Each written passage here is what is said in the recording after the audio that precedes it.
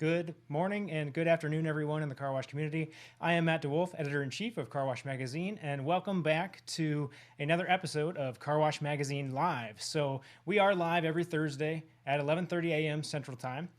So you guys did just get to see a cool video.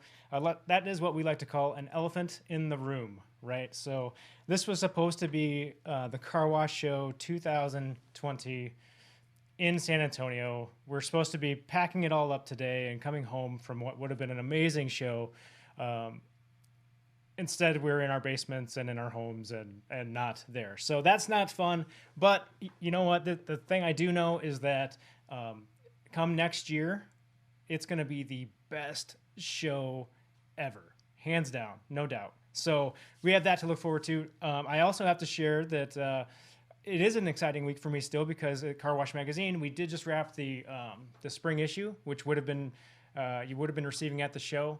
So that is wrapped. It'll be in mailboxes in the next couple of weeks, and so look for that. Remember, the only way to make sure that you get the magazine is if you maintain your membership with International Carwash Association. So that's the way you make sure you get all 4 issues every year.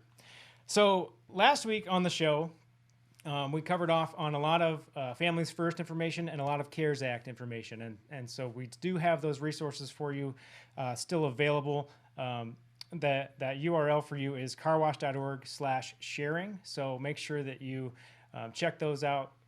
Constantly updating those with information about all things COVID-19 related. So that is our live update spot for you on the resource side. Now, for as long as we need to on this show, we're going to be covering things related to, obviously, the global pandemic going on. So in the long term, we will change the format a little bit to be light in the dark, so to speak. So positivity and car wash stories and resources for you, bringing on some really great inside and outside industry professionals for you guys to learn from. So really looking forward to that. Looking forward to getting out on the other side of this whole thing. Remember, the main rule in this whole endeavor is that this is a safe space, a positive place, and a place where we can share ideas. So, current landscape. Some states in the United States still are not doing shelter-in-place orders. Most of them are.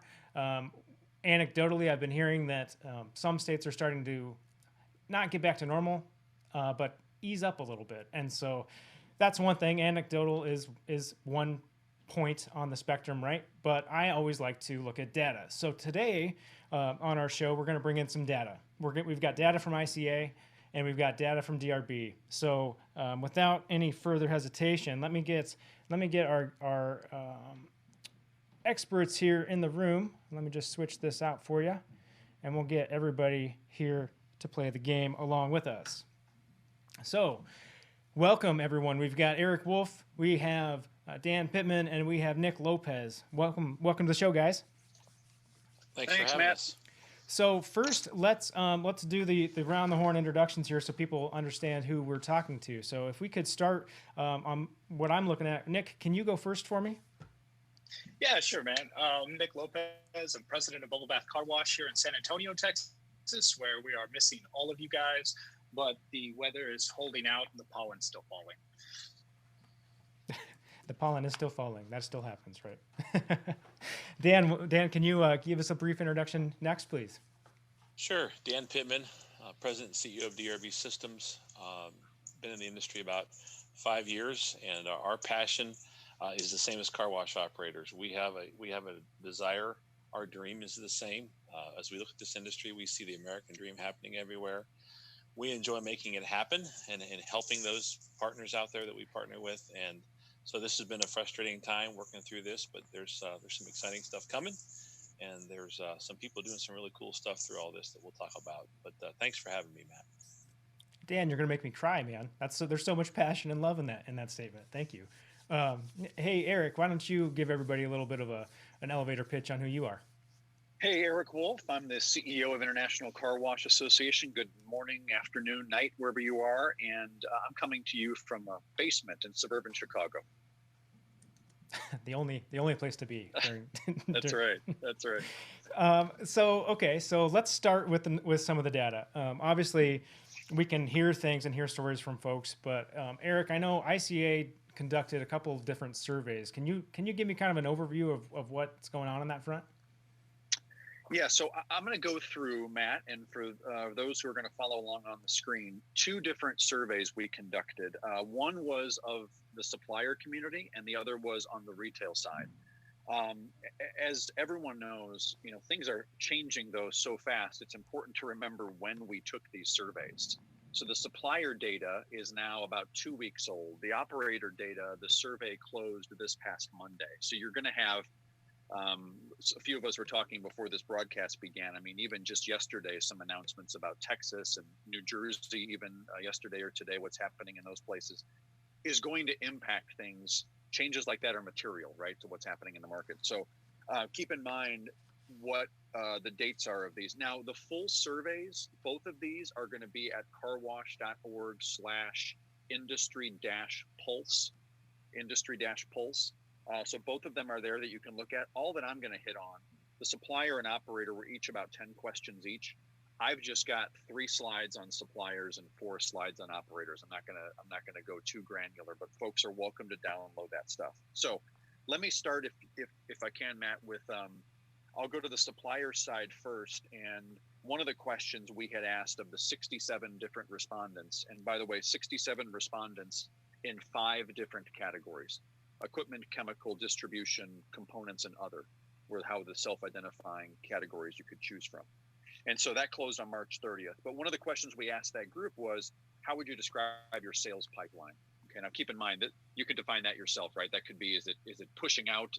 Are sales going away? Whatever it might be, but just degrading in general. So we saw that 60% of the respondents described their sales pipeline as degrading, and about 1/4, 25%, described it as staying the same. So 85% the same or worse, angling toward worse. The other question we asked the suppliers is, how would you describe your customers' businesses? And no surprise on that one, that we saw almost 85% of the respondents said our customers' businesses on the retail side are weakening. I think it was 1% that saw it strengthen. Okay, again, no surprise there. And by the way, what I'm giving here is across all of those different self-identified categories. Okay, so this is all 67 respondents.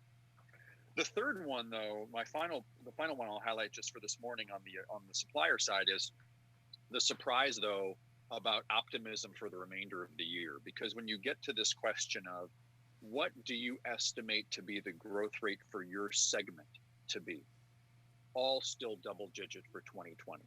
Now, let me clarify. We did not ask, what's the growth rate for your company? This was an anonymous survey. It's all aggregated data. But we said, and a way to get around that is we said, what do you think your segment's going to do? So equipment, we in the equipment space still think for the year 2020, we could end at 18% up.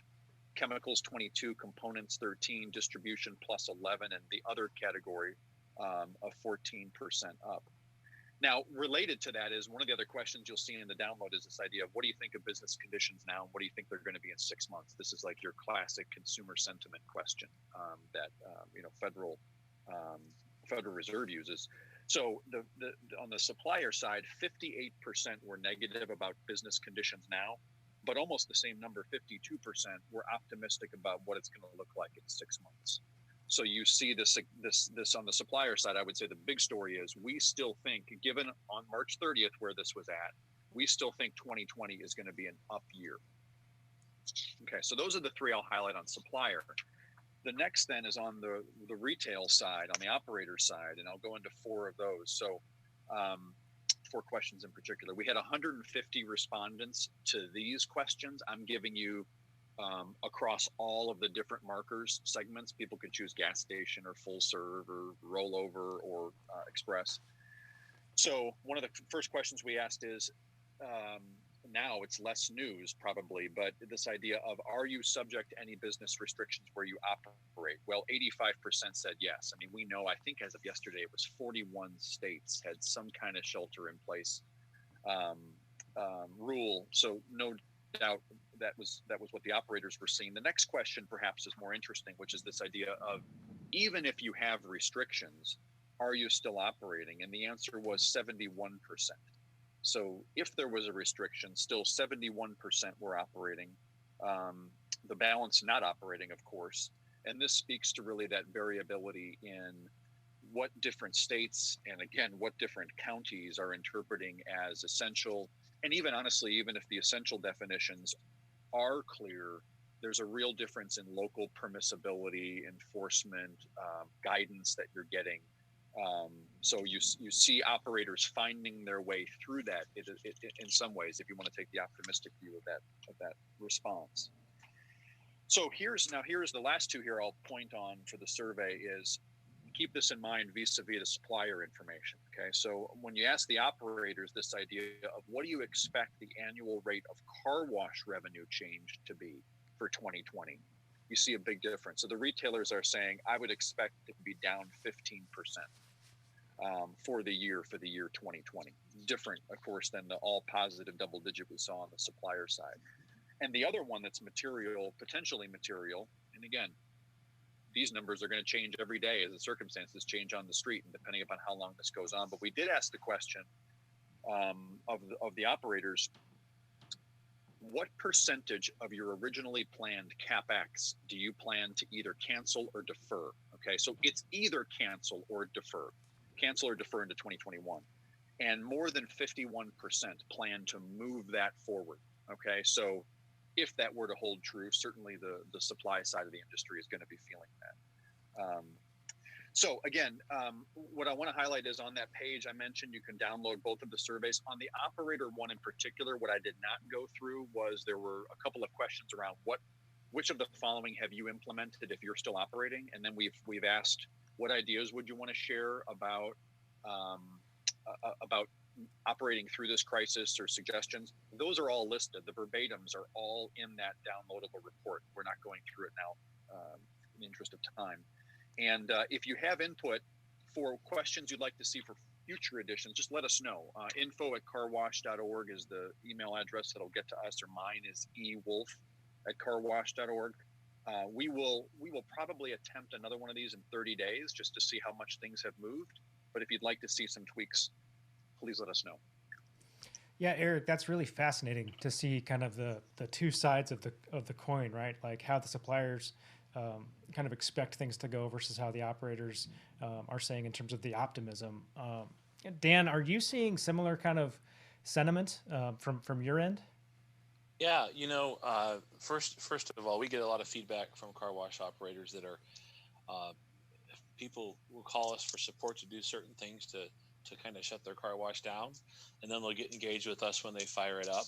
And I will tell you that in the last several days, we not only have the states that Eric mentioned, like New Jersey and Texas, but there's been a lot of counties that have eased up, different parts of the country. So what I will tell you is from an operator that we interact with, the further away from a big city you get, the better off you are if you want to operate your car wash.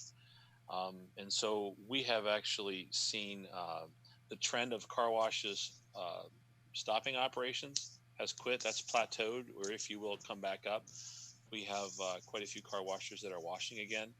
We also have folks that did some aggressive things. This is across the country. When I speak, I'm speaking of data I have. I get it randomized to me, so it's very safe. It's randomized from over 3,500 sites. If you include the MBA automatic, that's another 10,000 sites. Mm-hmm.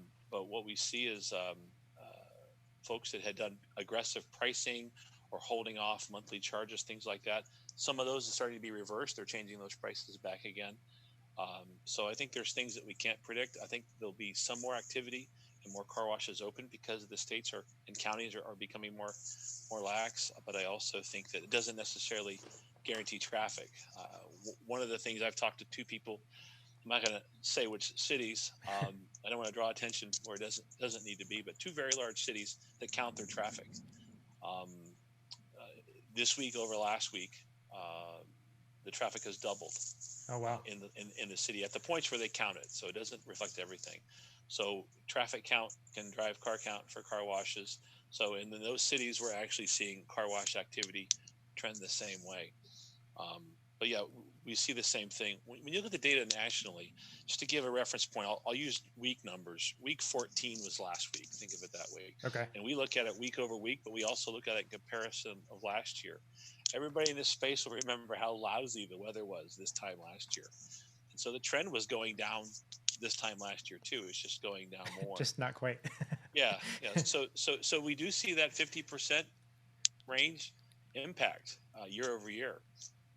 But if you look at the fact that last year at this time we were washing a little less because of the weather, it's probably a more dramatic number. But I will tell you, in the last 10 days, there's been a leveling off, and a couple of the metrics that we look at show that the things that Eric mentioned anecdotally, the things that I'm hearing about traffic counts and things like that, there's been a slight rebound.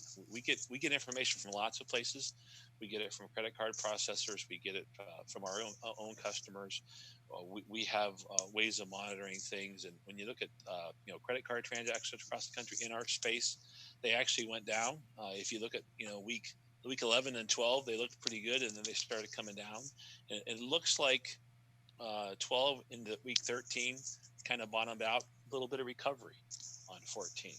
So I will tell you that even with states that slowed down more recently, impacting that national number, there is some recovery in some of the states. And if you want me to, I can kind of, as we go through this, I can give you some of the regions or state impacts. But it's very varied, but it does feel like we've hit a bottom, and there's certainly an opportunity or a beginning of an increase.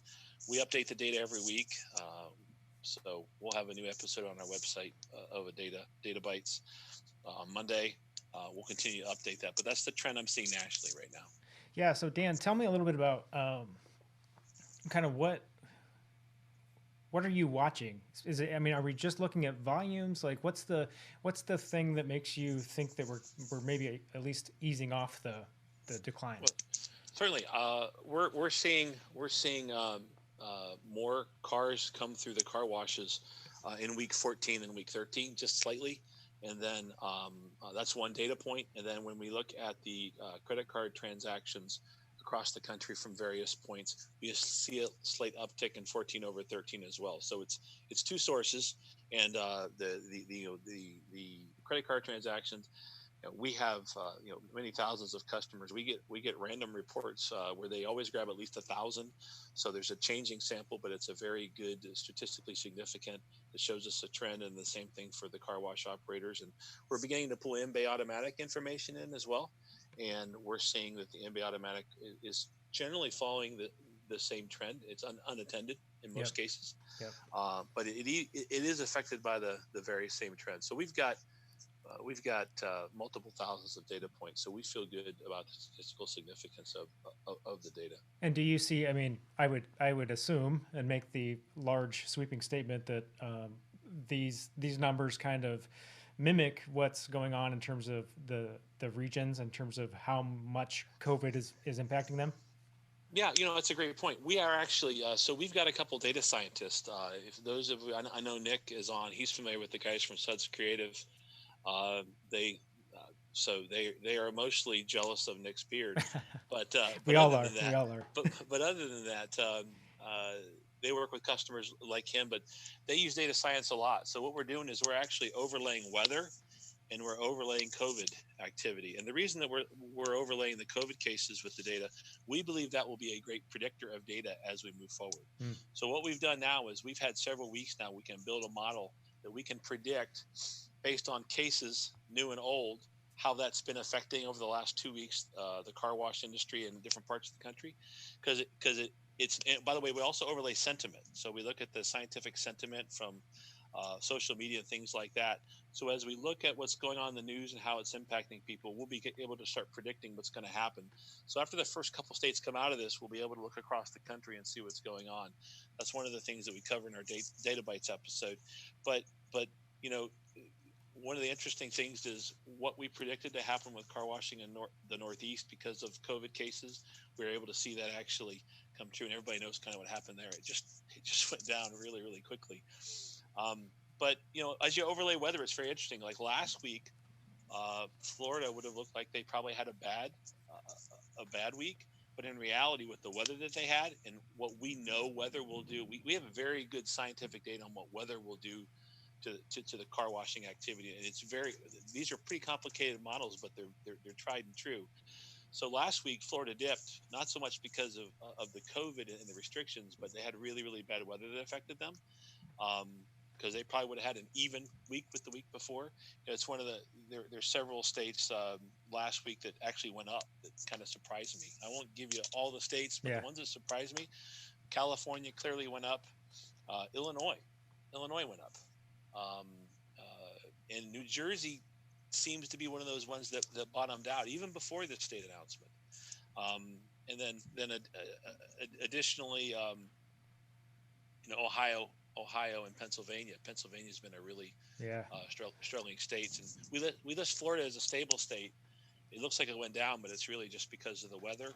And again, we're trying to build the model so within a couple of weeks we'll be able to understand how to predict what things are going to happen.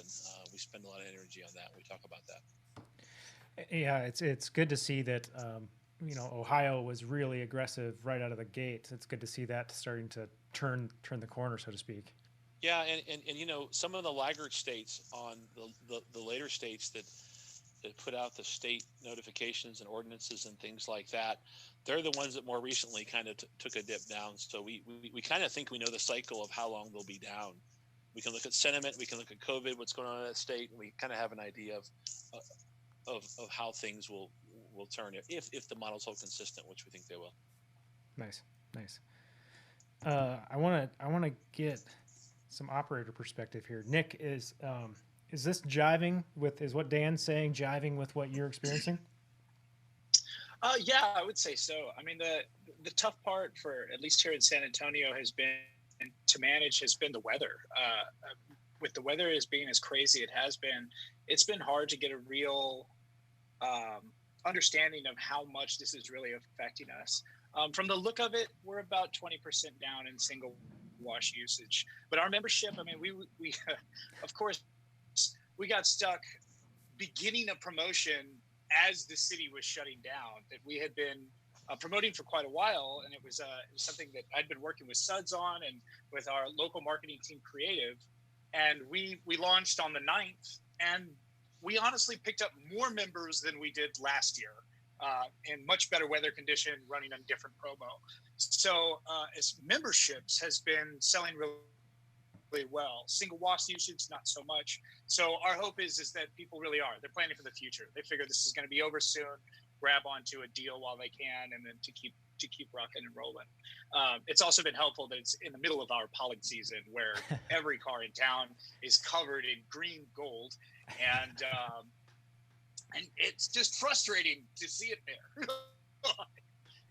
Yeah, it's hard to probably look out your window and see dirty cars everywhere when you know the answer. You know the answer. Come to the wash. Right. No, go ahead. And given what the Express model has to offer with low touch points, I think it gives people also a way to get out of their house for 5 minutes, to get something done, and to get a little freedom in their life. That's something we found too, Matt, was in the research. People have really changed the timestamps of when people are washing their cars. It's insane. It just like Netflix has kind of leveled off instead of the evenings. The same thing has happened with car wash, and the weekend has spread into the week. So one of the things that we advise, if you can attach yourselves to routine, what Matt just said is really good from a marketing perspective. This is something you can still do. Number two, it's something you don't have to really interact with people. It's very safe. Number three, you're cleaning something, you're sanitizing something. But we've got to find a way to attach ourselves to the new routine, because they used to do it when they went grocery shopping, and now they don't go grocery shopping. Or they used to do it when they went somewhere on a Friday night. They don't go there anymore. So really be thinking about what routines are happening in your area. Group effect, wherever people are at, think about how you can attach to that from a marketing perspective to this temporary routine until they get back to the other one. Well, that's kind of fascinating, right? Because a large population of us are at home, and we're doing virtual things, and we're like, right now we're here in the Zoom meeting. How could you leverage some of that, right, for your business, and how can you kind of get into some of those channels, like you said, where people are. I mean, you're probably not going to go out and buy, a media spend on Netflix or any of that kind of stuff, but you might, because guess what? We're all watching a lot more TV. That's for sure. So maybe pull from radio, right? Pull from radio, go to podcasts, go to streaming, and that's where your media dollars can go. Nick, it's social media, man. Yeah, well, right. Yeah, everybody's checking their feeds a lot more. That's which is kind of depressing, but that's a different subject for a different show. The other thing that I think has been really powerful in all of this is seeing what different car wash operators are doing in their own communities. And Nick, I know you're doing something pretty cool in San Antonio right now with not just your wash, but with a whole group of guys, right? Yeah, actually. As this all kind of kicked off, I mean, man, the anxiety and dealing with what's going to happen, trying to mix compassion with business acumen. How do we keep our people safe and keep the business running and still give back to our community? I believe since the beginning that we opened this 12 years ago that our relationship with our community and the people that we serve and the wonderful people of San Antonio, of which we have been a part of for generations, are the key to success. And I've got some friends in the Red Cross, and there was an outcry that blood donations had stopped across the country because, who wants to give blood? Who wants to give blood when you know that you could possibly get something? And so there was a rapid change in how blood was given, but at the same time, there was the stigma. And so we thought to do something to help, why not pair with one of the donors down here, it's the South Texas Blood and Tissue Center, and offer a free car wash. And then we thought, well, why not go above and beyond that? We had ICA coming to town, which honestly, personally, for I know me and my family, hurt a lot. Getting to bring our big community to our home, to treat you guys, to show you where we're from and what we do here in San Antonio, was something that was going to be such a privilege and an honor for us. And the fact that we missed out on it really hurt. But there was a community of car washers here in San Antonio who all, like me, felt, how do we give back? How do we do something? So I contacted John Wise, who is the local rep for Zips here. I talked to Ahmed at Rapid Express, Carlos over at Scrubadoo. We talked to Derek at Super Suds, and who am I missing? And my good friend John Nikolai over at Waterworks, and all of them. And Kevin with Pirates Cove. Don't miss anybody. We're looking at about, I'm saying, we're talking about 30, 35 express car washes around San Antonio, all agreed immediately with heartfelt enthusiasm to offer a free car wash to anybody that's given blood in the San Antonio, South Texas area throughout the month of April.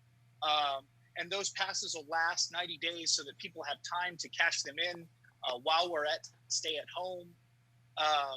But it was just something that we wanted to give back. We had to do something. And it was my privilege to gather it together, but it was a true community effort. And it is showing that of which San Antonio is built of, is that we stand together. We are family. And whether or not we are competitors or we're fighting over the same customers, when San Antonio needs to come together, we do it without hesitation. Yeah, where the rubber meets the road, right? We'll get it. We'll all get in the same vehicle and go to the car wash, maybe. That's right. We called it Drive for Life. Yeah, there you go. Well, so far there've been a couple great stories coming out of Texas. I know on our Facebook feed right now, there's some chatter going back and forth around our live program, and I think in Lubbock, they're reporting that volumes are getting basically back to normal, which is great news. So maybe Nick, maybe you're next. No, I hope so. Nick, is there anything else that you're kind of working on, or anything else that you've changed operationally in your business as a result of all of this? I mean, I'll say that for us, the first thing that we did was shut down our vacuum lots. We felt like that was going to be a major touch point, not only for our customers, but mainly for our staff. We then went and bought, those kind of inexpensive Subway gloves that you see them wear. They're really inexpensive, but we went and bought them. You can buy these things 20, 40,000 of them for $60. So we started putting those all around our sites, and we're doing that. We're actually implementing that this week, so that customers have gloves to put on should they be here and to be able to throw away. Once the CDC put out masks, we went ahead and contracted a friend of my sister's to make us some masks for our staff to wear. Anything to keep not only us physically safe, but also mentally and emotionally safe. We're trying to be compassionate and be tender to our staff, to our customer base, to ensure them that we're going to keep being able to pay them and be able to keep them safe.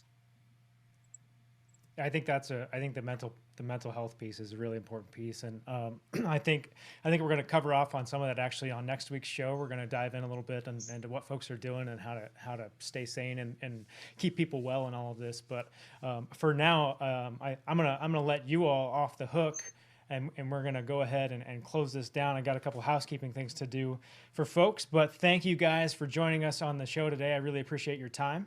And then I will talk to you guys a little bit just after this. I got to take care of some housekeeping for the rest of these folks.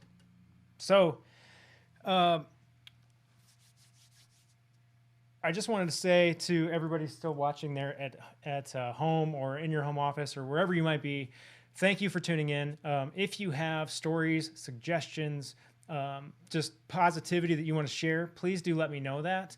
You can either do it in the post. You can email me, mdewolf@carwash.org, or any of our staff really at ICA. Would love to hear from you. If you just want to talk something out, we are available to have those conversations with you. So thanks again for tuning in today. Remember, resources for you, carwash.org/sharing. That's where you go for all of your COVID related resources. And then if you want to go see more about these industry pulse surveys, that's carwash.org/industry-pulse. And we'll put that link in the comments down here on this post for you. The other thing I wanted to remind everybody about is that in addition to Car Wash Magazine Live, I did say that many of you will be getting your magazine in a couple of weeks. We also have Car Wash, the podcast. We teamed up with David Begin, formerly of the How of Car Washing. Those are coming out every Wednesday, so that's another great resource for you guys and gals out there to take a look at and listen to as you're have a little bit of time on your hands to kind of better your business. So, as always, my pleasure to be here with you guys today and helping tell great car wash stories. And when you're out there, keep it clean.